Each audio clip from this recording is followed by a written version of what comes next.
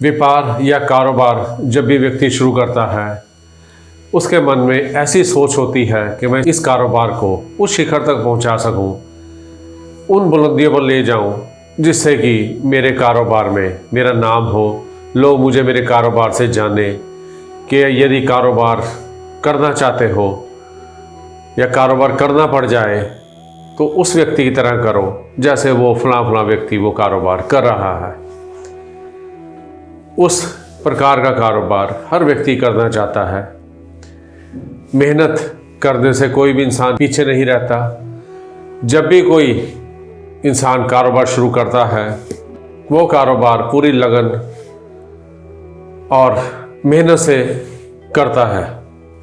वो चाहता है कि उसका कारोबार फले फूले, कारोबार बढ़ेगा, उसके साथ कुछ और लोग भी जुड़ेंगे, उन्हें भी कारोबार मिलेगा, उन्हें भी नौकरी मिलेगी और कई परिवारों का पेट भरेगा।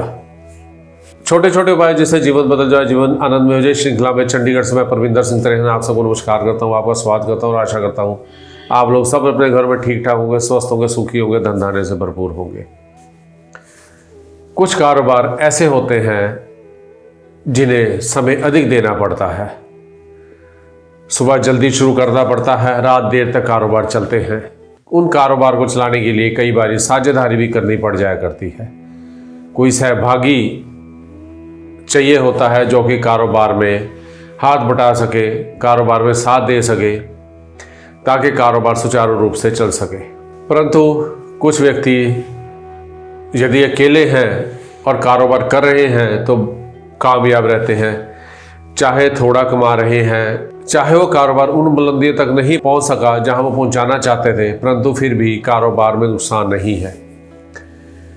जब वो कोई सहभागी अपने साथ जोड़ लेते हैं, किसी के साथ साझेदारी में काम शुरू करते हैं, पार्टनरशिप में काम शुरू करते हैं, तो वो काम खत्म होने के कगार पर आ जाया करता है।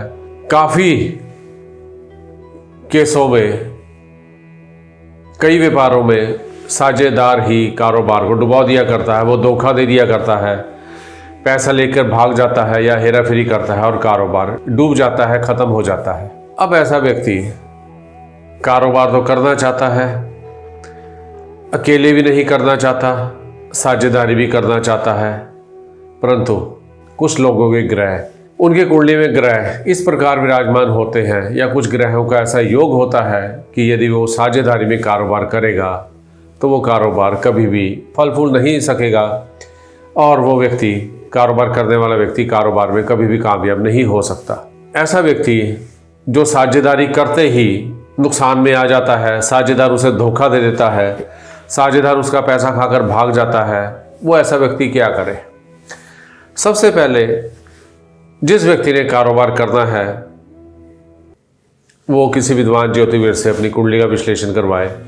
यदि कुंडली में साझेदारी का भाव पापी ग्रहों के प्रभाव में है, क्रूर ग्रहों के प्रभाव में है, अशुभ ग्रहों के प्रभाव में है, उन पर अशुभ ग्रहों की दृष्टि है, पापी ग्रहों की दृष्टि है या क्रूर ग्रहों की दृष्टि है, तो ऐसा व्यक्ति कभी भी साझेदारी ना करे।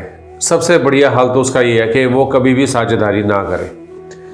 वो अपने कार्य के समय को थोड़ा कम कर दे, उसको समय को अपने हिसाब से तय कर ले कि मैंने इतने से इतने बजे तक काम करना है, ताकि मुझे भी थोड़ा अपने आराम के लिए, अपने परिवार के लिए समय मिल सके। परंतु वो व्यक्ति चाहता है कि फिर भी काम साझेदारी में किया जाए। आपको एक ऐसी बात समझाने की कोशिश करता हूँ, आप साझेदार किसी को बनाते हैं, वो आपको धोखा दे जाता है, वो आपका पैसा खाकर भाग जाता है और साझेदारी करते ही आपका काम डूब जाता है। वो व्यक्ति क्या करे? वो व्यक्ति साझेदार बना ले, लेकिन किसे बनाए? वो व्यक्ति भगवान को अपना साझेदार बना ले। भगवान को साझेदार बना ले, अपने मन में रख ले कि मेरा भगवान मेरा साझेदार है और मैं अपने लाभ में से भगवान के नाम पर, भगवान के दरबार में, भगवान के घर में मैं इतना प्रतिशत भगवान को दूंगा। भगवान एक ऐसा साझेदार होगा जो कभी भी धोखा नहीं देगा। क्योंकि भगवान अपने बनाए हुए इंसानों को, अपने बनाए हुए प्राणियों को, अपने बनाए हुए लोगों को कभी भी धोखा नहीं देगा, उनके साथ कभी बुरा नहीं करेगा। यदि वो व्यक्ति ऐसा कर लेगा तो उसका कारोबार दिन दुगनी रात चौगुनी उन्नति पर चल पड़ेगा।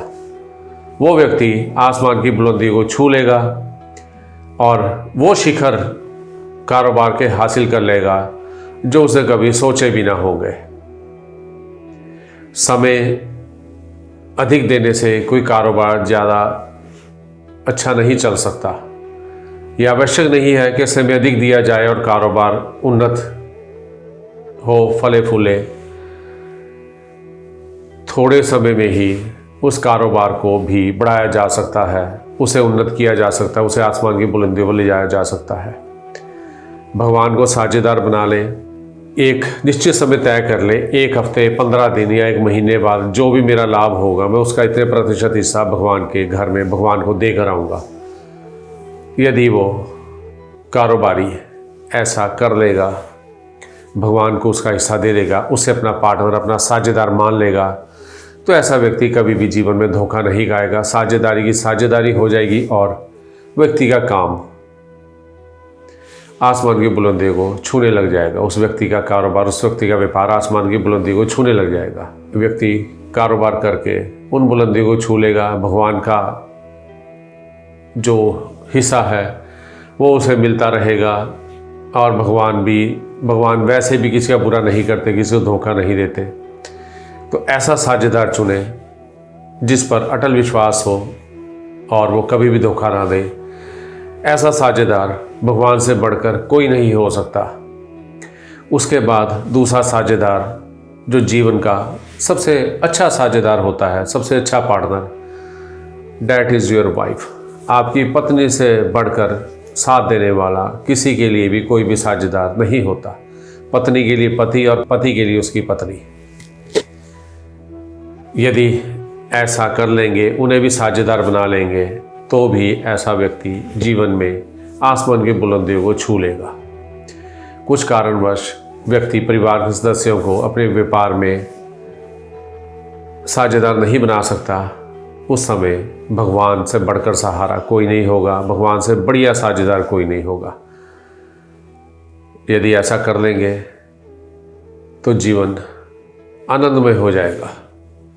छोटे छोटे उपाय जिससे जीवन बदल जाए, जीवन आनंदमय हो जाए, ऐसे और उपाय लेकर मैं आपकी सेवा में हाजिर होता रहूँगा जिससे आपका जीवन स्वतः ही आनंदमय हो जाएगा। मेरे इस चैनल को सब्सक्राइब करें, वीडियोज़ को लाइक और शेयर करें, इन्हें अपने दोस्तों में, अपने सगे संबंधियों, अपने मित्रों में, अपने जान पहचान वालों में अधिक से अधिक शेयर करें ताकि अधिक से अधिक लोग ज्योतिष के इस महाविज्ञान के ज्ञान का लाभ उठा सकें और उसका पुण्य आप भी प्राप्त कर सकें।